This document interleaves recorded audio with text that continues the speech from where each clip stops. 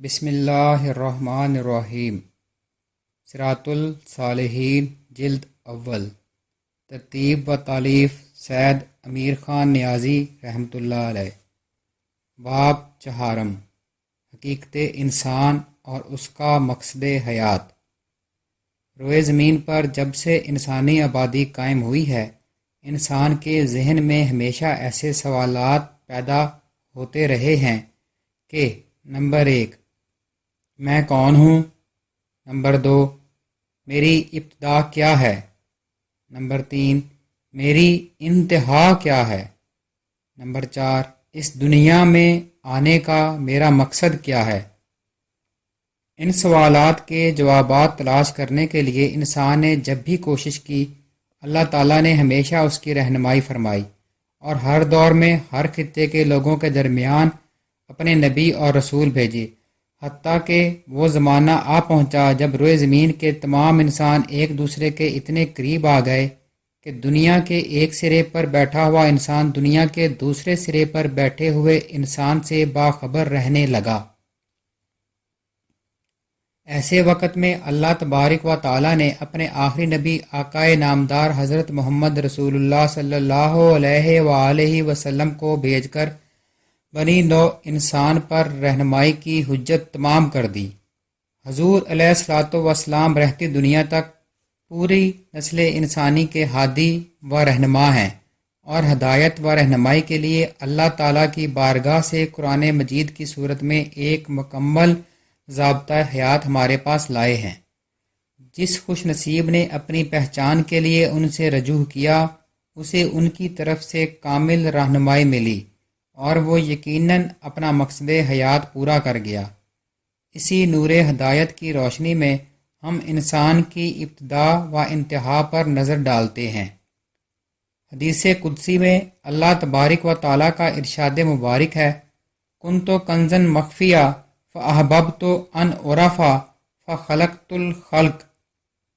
میں ایک پوشیدہ و مخفی خزانہ تھا، میں نے چاہا کہ پہچانا جاؤں، تو میں نے مخلوق کو پیدا کیا۔ اس فرمان الہی سے واضح ہے کہ 1، ابتدا میں اللہ تعالیٰ کی ذات کے سوا کچھ نہ تھا۔ نمبر 2، اللہ تعالیٰ نے اپنی پہچان کرانے کے لیے اپنے ظہور کا ارادہ فرمایا۔ اس کے بعد کیا ہوا؟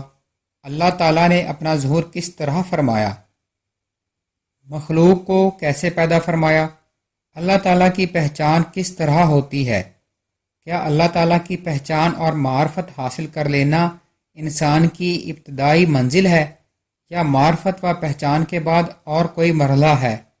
اگر ہے تو وہ کون سا مرحلہ ہے؟ کیا وہ مرحلہ ہماری منزل مقصود ہے؟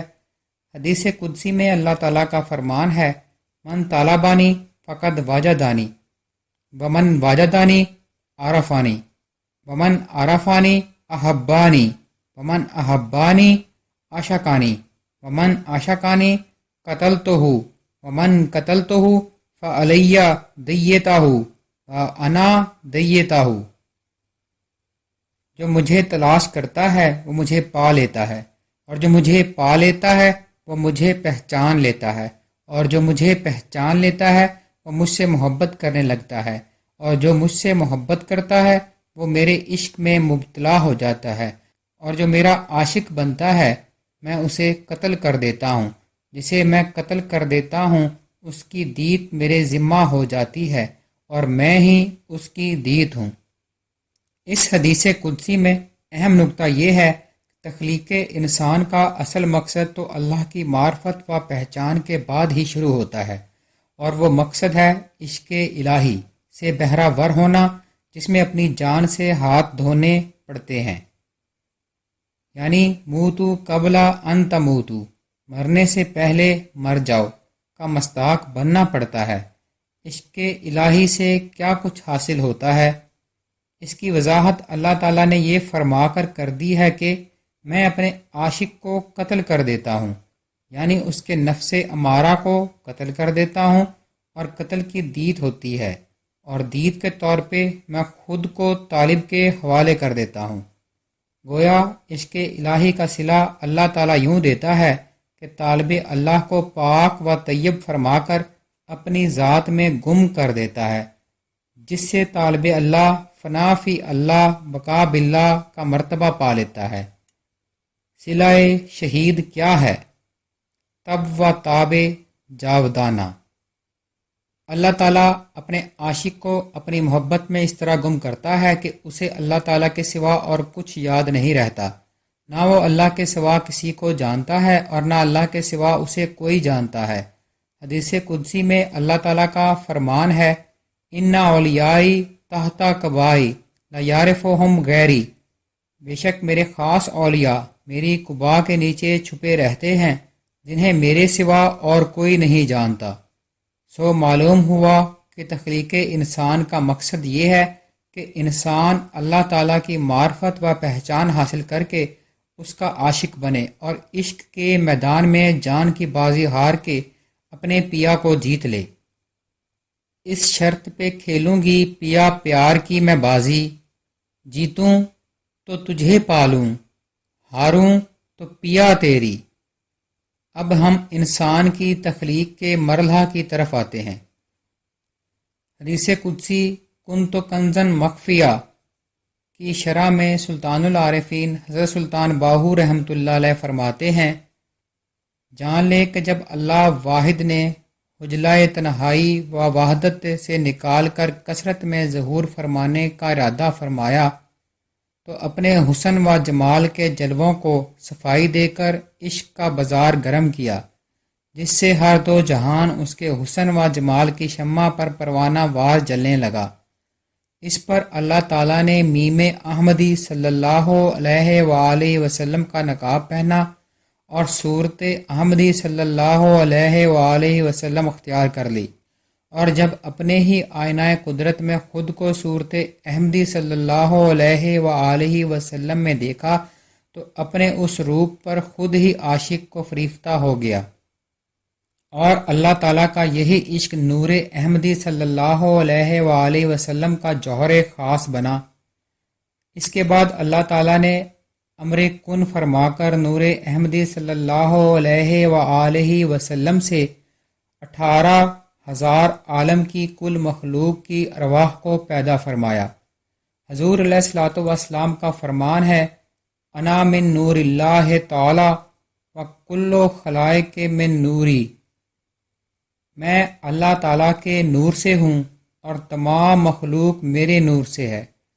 حضور علیہ الصلوۃ والسلام کے نور مبارک سے جب ارواح کو پیدا کیا گیا تو عشق الہی کا خاص جوہر حضور علیہ الصلوۃ والسلام کی نسبت سے ارواح انسانی کے حصے میں آیا، اور جب اپنے حسن و جمال کی نمائش کے لیے اللہ تعالیٰ نے 18,000 عالم کی مخلوق کی جملہ ارواح کو اپنے روح برو صف آرا فرمایا تو خود کو اس میں اللہ ذات کی صورت میں جلوہ گر فرمایا، کیونکہ اللہ تعالیٰ وحدہ لا شریک ہے، اس لیے وہ اسم و ذات میں بھی ایک ہے۔ تمام ارواح اللہ تعالیٰ کے حسن بے مثال و لامحدود کو دیکھ کر دنگ رہ گئیں اور حسن مطلق کی تعریف و ذکر میں محو ہو گئیں۔ یہی تعریف ذکر اللہ اور دیدار الہی کی نعمت جملہ ارواح کا رزق بنی اور وہ اسی رزق پر پلنے لگیں۔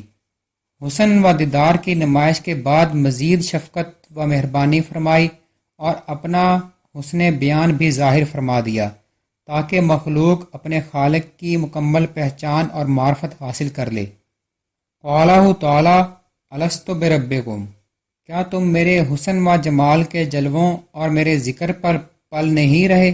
سبحان اللہ، کیا حسن بیان ہے۔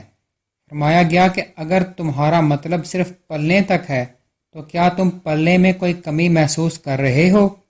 تمام ارواح اس حسن بیان کو دیکھ کر بے ساختہ بول اٹھی۔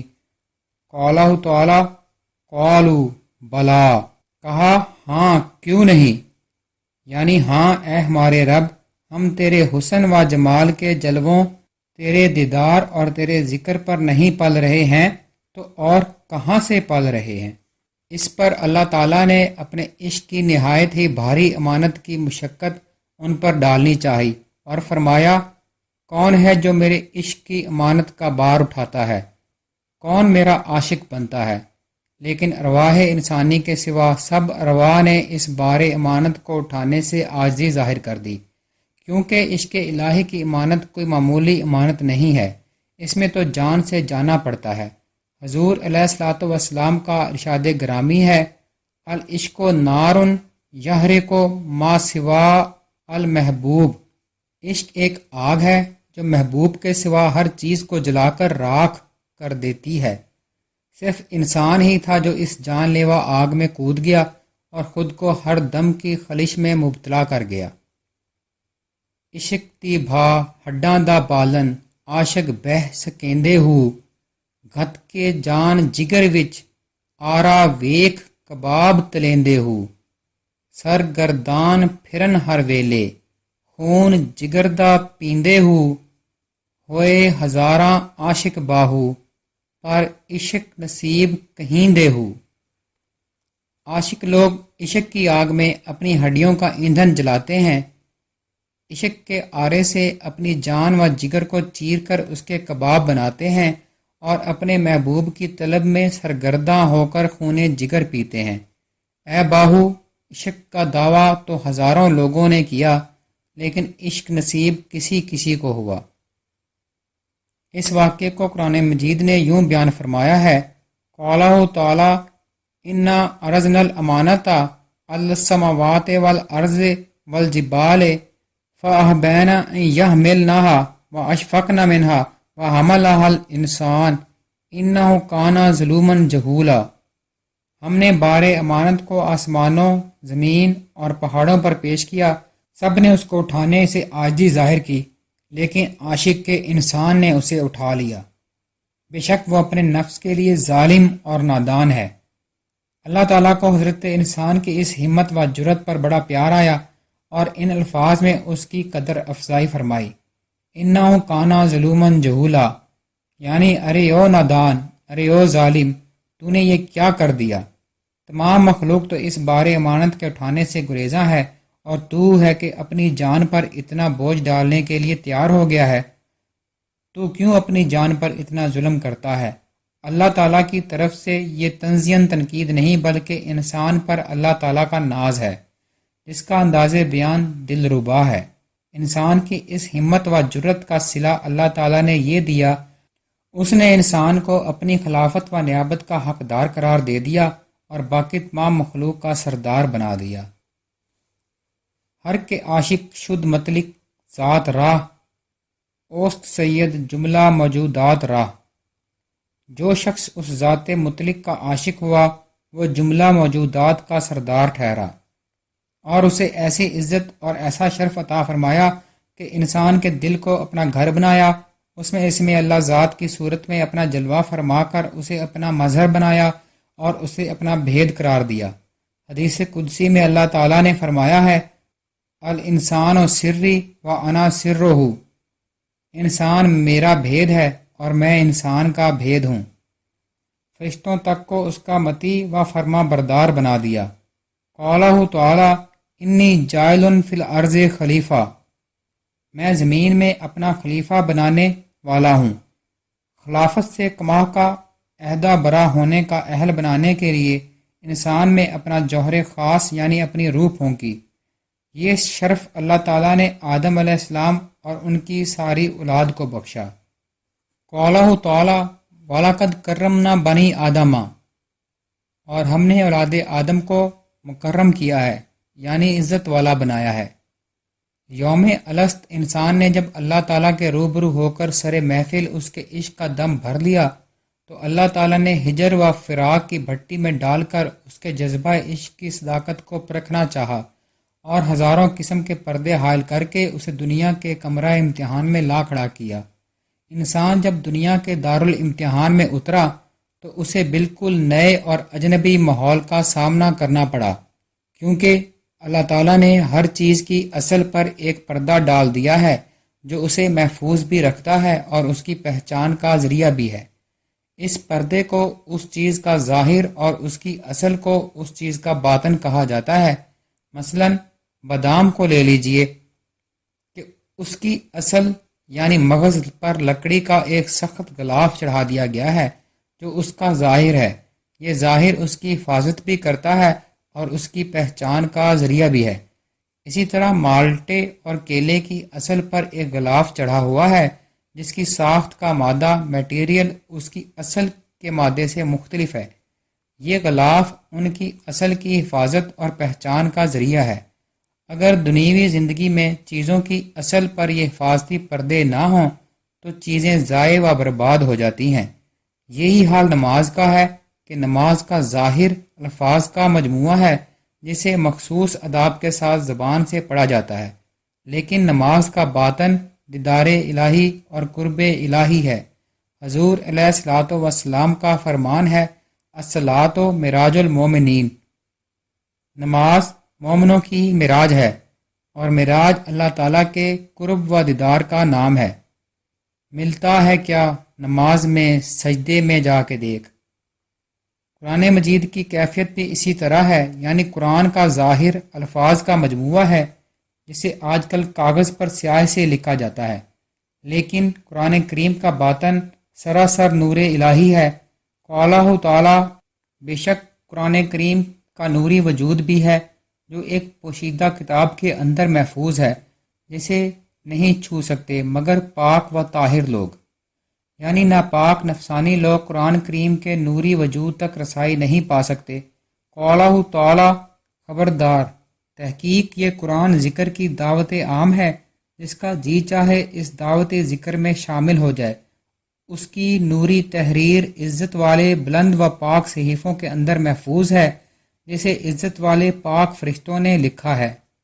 گویا قرآن مجید کا باطن سراسر نور الہی ہے، اور اس کی شان یہ ہے کہ قالہ تعالی، اگر ہم اس قرآن کو پہاڑ پر نازل فرماتے تو دیکھتا کہ پہاڑ قرآن مجید میں پوشیدہ اللہ کے نوری جلال سے ریزہ ریزہ ہو جاتے۔ انسانی روح سے بھی یہی سلوک کیا گیا کہ اسے دنیا کے مادی سفلی جہان کا مادی عنصری سفلی جسم دے دیا گیا جو اس کے لطیف روحانی جسم کے لیے بمنزلہ پوست، چھلکے یا لباس کے ہے، اور اس مادی دنیا میں اس کے رہنے، سہنے، چلنے پھرنے اور کام کرنے کے لیے سواری کا کام دیتا ہے، اور اس سواری کی باغ دوڑ انسان کے لطیف روحانی جسم کے حوالے کر دی گئی ہے۔ ساتھ ہی اس پر 3 شکاری، نفس امارہ، شیطان اور دنیا چھوڑ دیے گئے جو اس کو گھیر کر اس سے اللہ تعالیٰ کی امانت ضائع کرانے کے در پہ رہتے ہیں۔ اگر انسان اپنی سواری ظاہری عنصری حیوانی جسم کی باغ دوڑ اپنے ہاتھ میں رکھتا ہے تو بلا شبہ صراط مستقیم پر رہے گا اور اپنے مقصد حیات کو پا لے گا۔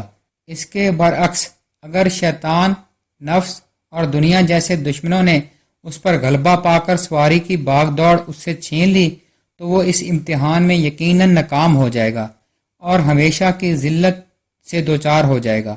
گویا اس دنیا میں انسان 2 جسموں کا مجموعہ ہے، ایک مادی عنصری جسم ہے جس کی پیدائش نطفے یعنی مردار منی کے قطرے سے ہے اور یہ عالم خلق کی چیز ہے، دوسرا علوی لطیف روحانی جسم ہے جسے روح کہا گیا ہے اور یہ اللہ تعالیٰ کے عالم امر کی چیز ہے۔ ہر 2 جسموں کا میلان اور رجحان اپنی اصل کی طرف رہتا ہے، جیسے کہ فرمایا گیا ہے کلو شین یرجو الی اصلہ، ہر چیز اپنی اصل کی طرف رجوع کرتی ہے۔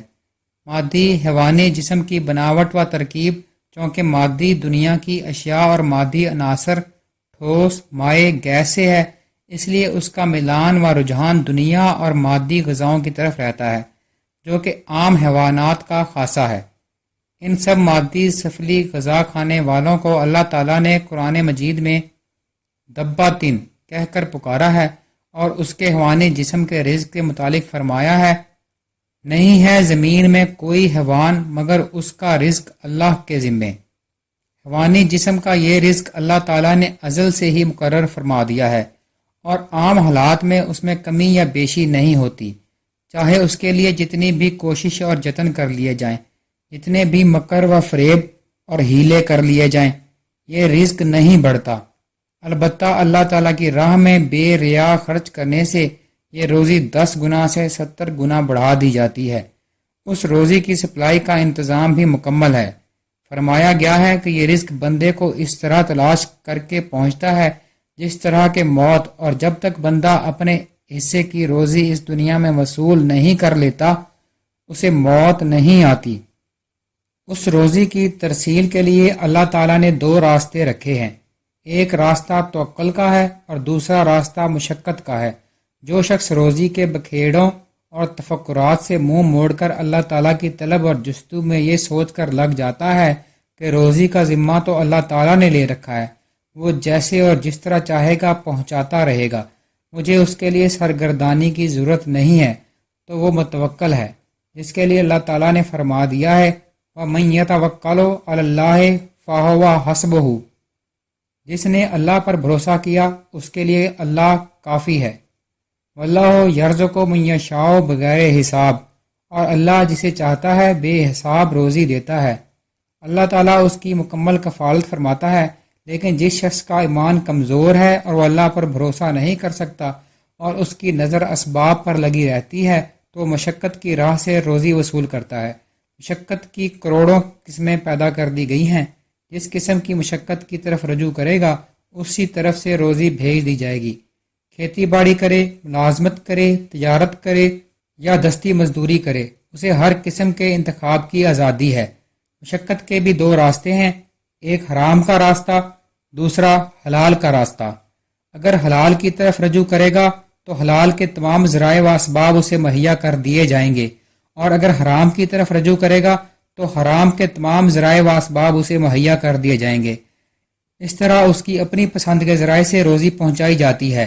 مشقت کی راہ بہرحال اچھی نہیں کہ اس میں خطرہ ہی خطرہ ہے، جیسا کہ سلطان العارفین حضرت سخی سلطان باہو رحمۃ اللہ علیہ فرماتے ہیں، مال دنیا دو طرح کا ہے، ایک حرام کے ذرائع سے کمایا ہوا اور دوسرا حلال کے ذرائع سے کمایا ہوا، اور یہ دونوں برے ہیں۔ حرام کا کمایا ہوا مال اس لیے برا ہے کہ اس پر سزا ہے، اور حلال کا کمایا ہوا اس لیے برا ہے کہ اس کا حساب ہے۔ پلے صراط پر روک کر پوچھا جائے گا کہ کمائی تو تیری حلال کی تھی، لیکن اس کے خرچ کا حساب دے کر جاؤ۔ اس طرح اسے حساب تک روک کر رکھا جائے گا، اور جو چیز اللہ تعالیٰ تک پہنچنے میں رکاوٹ بن جائے وہ ہر حال میں بری ہے۔ گویا انسان کو اس کے حیوانی جسم کی روزی سے بے غم کر دیا گیا ہے، لیکن افسوس کہ انسان اتنا بد عقیدہ ہو گیا ہے کہ اسے اللہ تعالیٰ کی اتنی بڑی ضمانت پر اعتماد نہیں ہے، اور رات دن اپنے زور بازو کے سہارے اپنے مقدر کیے ہوئے رزق میں اضافہ کرنے پر تلا رہتا ہے۔ دوسری طرف انسان کا لطیف روحانی جسم چونکہ اللہ تعالیٰ کے عالم امر کی چیز ہے، اس لیے اس کا طبعی ملان اور رجحان اللہ تعالیٰ کی معرفت، قرب و وصال اور محبت الہی کی طرف رہتا ہے۔ اس کی روزی اس مادی جہان میں نہیں رکھی گئی بلکہ آسمانوں میں رکھی گئی ہے۔ قالہ تعالیٰ وفی السماء رزقہم وما توعدون، اور تمہارا رزق آسمانوں میں ہے جس کا تم سے وعدہ کیا گیا ہے۔ یہ آسمانی نورانی رزق وہ غذا ہے جو اللہ تعالیٰ کے ذکر، فکر، عبادت و طاعت، خیرات و صدقات اور نیک اعمال کے انوار پر مشتمل ہے، اور جملہ عالم غیب، ملائکہ اور ارواح اسی پر پلتی ہیں۔ مادی دنیا میں انسان کا حیوانی جسم جب کام کاج کرنے اور روزی کمانے سے عاجز رہ جاتا ہے تو اس کی روزی تنگ ہو جاتی ہے، اور مناسب غذا کے نہ ملنے سے کمزور ہو کر ہلاکت میں پڑ جاتا ہے۔ اس طرح روحانی دنیا میں انسان کا روحانی جسم جب اپنی باطنی نورانی غذا کے کسب و کمائی سے روک دیا جاتا ہے تو اس کی روزی تنگ ہو جاتی ہے، اور یہ ضعیف و ناتواں ہو کر اللہ تعالیٰ کے قرب و وصال سے محروم ہو جاتا ہے۔ قالہ تعالیٰ ومن اعرض عن ذکری فإن لہ معیشۃ ضنکا ونحشرہ یوم القیامۃ اعمیٰ، اور جو شخص میرے ذکر سے روح گردانی کرتا ہے اس کی روزی تنگ ہو جاتی ہے، اور قیامت کے روز اسے اندھا اٹھایا جائے گا۔ اس آیت مبارکہ میں ظاہری جسم کی روزی کی بجائے روحانی روزی کی تنگی کا ذکر ہے۔ جس طرح انسان کے ظاہری اور باطنی جسموں کی ساخت اور روزی جدا جدا ہے، اسی طرح دونوں جسموں کے حواس کی صلاحیت اور استعداد بھی جدا جدا ہے۔ انسان کے باطنی حواس اس کے ظاہری حواس کی نسبت کہیں زیادہ وسعت و صلاحیت رکھتے ہیں۔ مثلا دل ہی کو لے لیجئے کہ حیوانی جسم کا دل گوشت کا چھوٹا سا عضو ہے جو ظاہری جسم میں دوران خون کو سنبھالتا ہے، لیکن باطنی روحانی جسم کے دل کی وسعت لامحدود ہے۔ حدیث قدسی میں اللہ تعالیٰ کا فرمان ہے، لا یسعنی ارضی ولا سمائی ولیکن یسعنی قلب عبد المومن، میں زمین میں نہیں سماتا، میں آسمانوں میں نہیں سماتا، لیکن اپنے مومن بندے کے دل میں سماتا ہوں۔ حضور علیہ الصلوۃ والسلام نے دل کے متعلق فرمایا ہے، قلب المومن عرش اللہ تعالی، مومن کا دل اللہ تعالیٰ کا عرش ہے، یعنی باطنی روحانی جسم کے دل کی وسعت لامحدود ہے، نہ اس کی کوئی حد ہے اور نہ حساب۔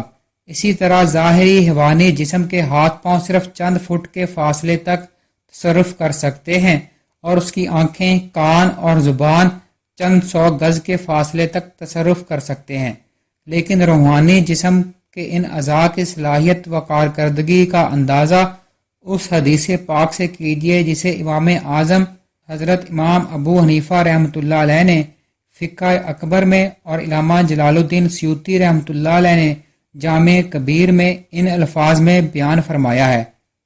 حارث بن نعمان رضی اللہ تعالی عنہ فرماتے ہیں کہ ایک بار میں حضور علیہ الصلوۃ والسلام کی خدمت اقدس میں حاضر ہوا تو آپ نے مجھ سے پوچھا، اے حارث، آج کا دن تم نے کس حال میں پایا؟ میں نے عرض کی، سچا مومن ہو کر۔ آپ نے پوچھا، تمہارے ایمان کی کیفیت کیا ہے؟ میں نے عرض کی، میرے ایمان کی حالت یہ ہے کہ میں اپنے رب کے عرش کو کھلی آنکھوں سے دیکھ رہا ہوں اور اہل جنت کو ایک دوسرے سے ملتے ہوئے دیکھ رہا ہوں اور دوزخیوں کو دوزخ میں شور مچاتے دیکھ رہا ہوں۔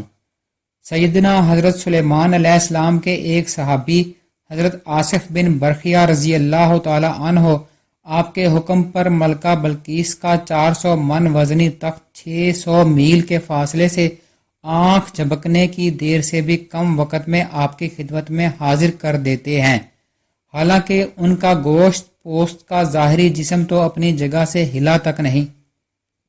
ان کے روحانی جسم کے ہاتھ، پیر اور آنکھوں کا تصرف اتنا ہے کہ طرفۃ العین میں ایک بظاہر ناممکن کام کو کر دکھایا۔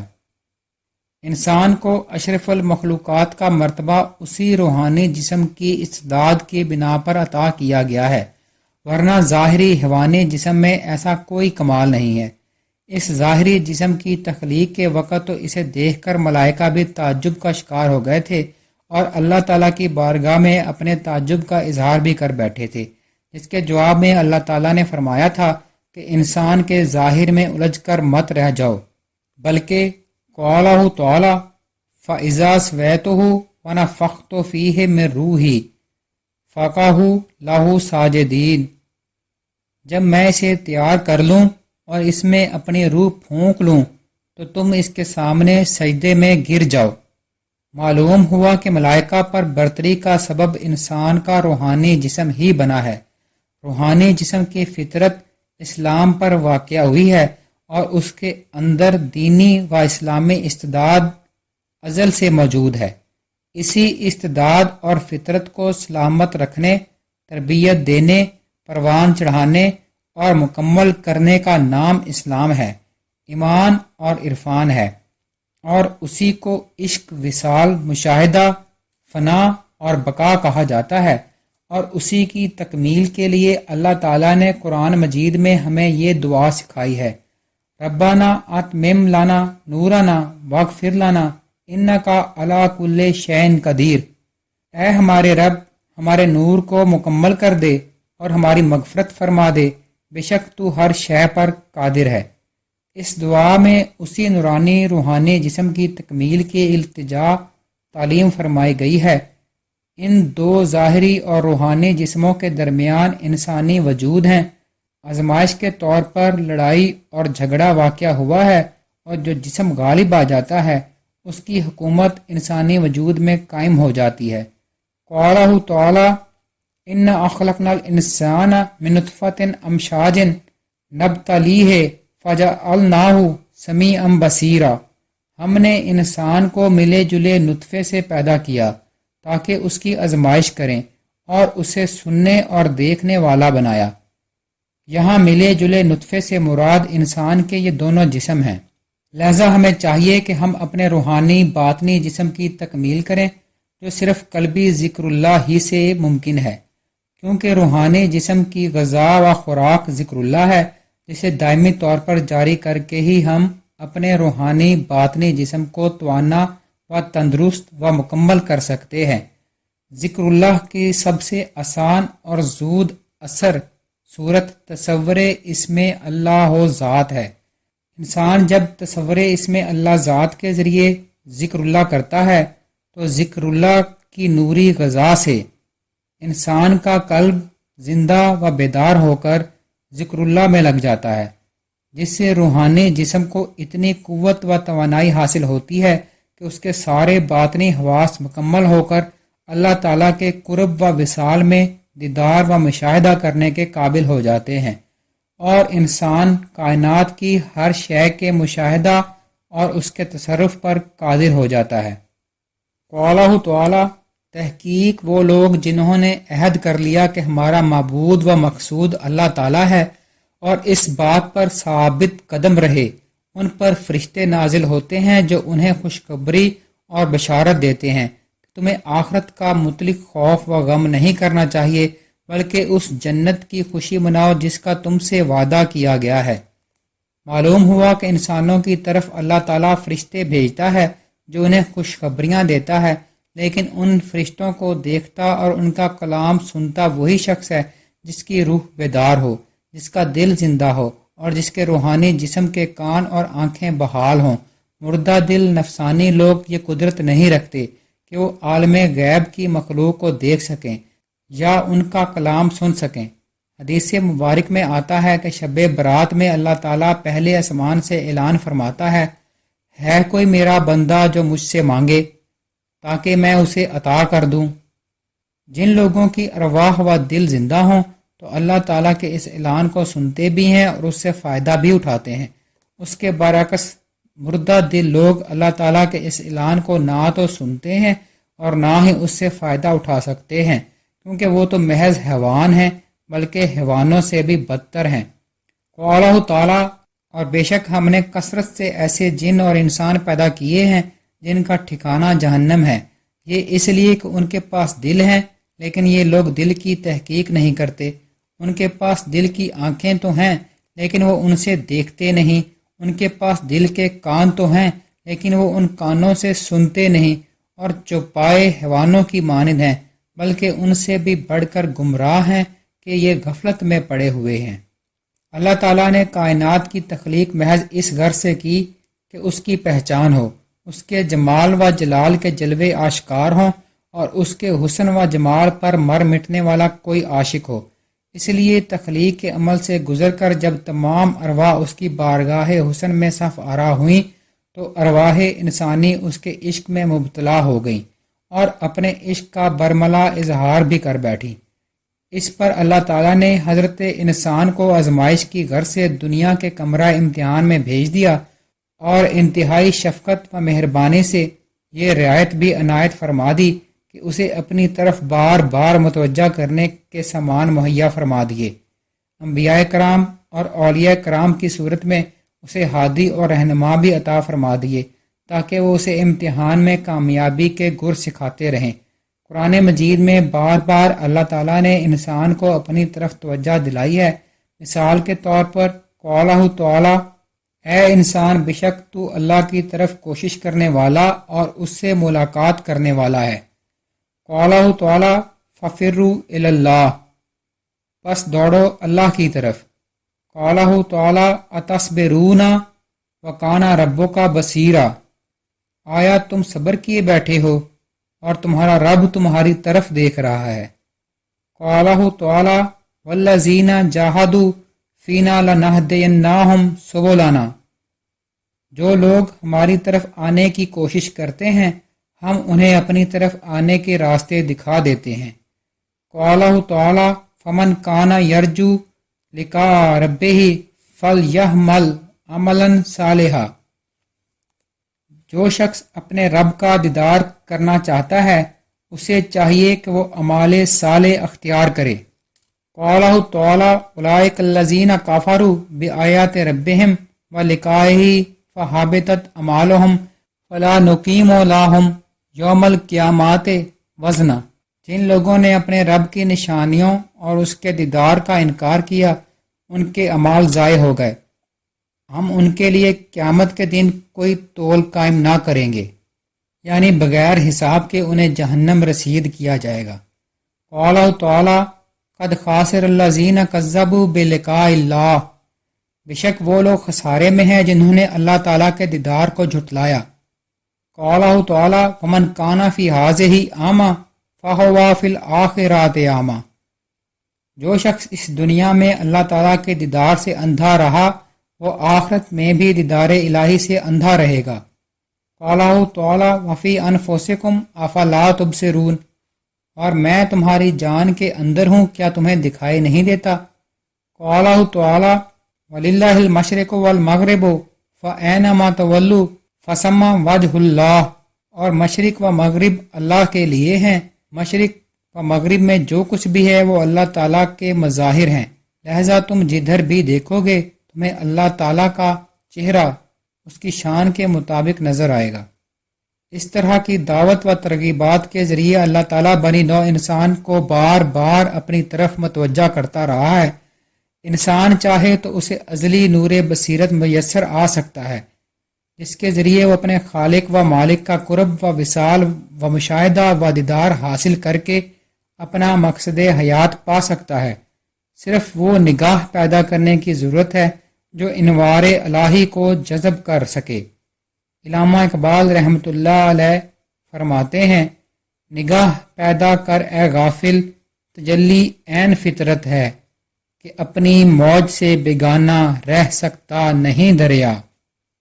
اے غافل انسان، کیا تو سمجھتا ہے کہ دیدار الہی ناممکن ہے؟ اللہ تعالیٰ نے تو مخلوق کو پیدا ہی اس لیے فرمایا ہے کہ اپنے حسن و جمال کی نمائش کرے، اس لیے تجلی فرمانا تو اس کی چاہت ہے، کمی ہے تو تیری بصارت میں ہے۔ اے انسان، تو اس کے دریائے توحید کی ایک موج ہے، پھر وہ تجھ سے بیگانہ کب رہ سکتا ہے؟ تجھے چاہیے کہ اس کے جلووں کی تاب لانے والی نگاہ پیدا کر۔ کھلے جاتے ہیں اسرار نہانی، گیا دور حدیث لن ترانی۔ علامہ اقبال رحمۃ اللہ علیہ، وہ دور گزر چکا ہے جب اللہ تعالیٰ اپنے اشاق کو طلب دیدار کے جواب میں لن ترانی، تم میرا دیدار نہیں کر سکتے، فرما دیا کرتا تھا۔ آج کل تو اس کا دیدار عام ہے اور وہ روز بروز اپنے بھید کھولتا جا رہا ہے۔ اللہ تعالیٰ نے اپنی طرف متوجہ کرنے کے لیے ایسی پاکیزہ ہستیوں کو مامور کیا ہے جو اس کے قرب کی ہر منزل و ہر مقام سے واقف ہیں اور عوام الناس کی راہبری کرنے کی مکمل صلاحیت رکھتی ہیں۔ سلطان العارفین حضرت سلطان باہو رحمۃ اللہ علیہ اپنے متعلق اپنی کتاب نور الہدا میں تحریر فرماتے ہیں، مجھے اللہ تعالیٰ نے محض اپنے خاص فضل و کرم سے مرشدی کے کامل، مکمل، اکمل اور نور الہدا مراتب سے خلق کی راہبری کے لیے تیار فرمایا ہے۔ اگر طالب اللہ صادق ہے اور مشتاق دیدار حق تعالی ہے تو فقیر باہو کو اسے ایک ہی توجہ سے واصل باللہ کرنا کون سا مشکل کام ہے۔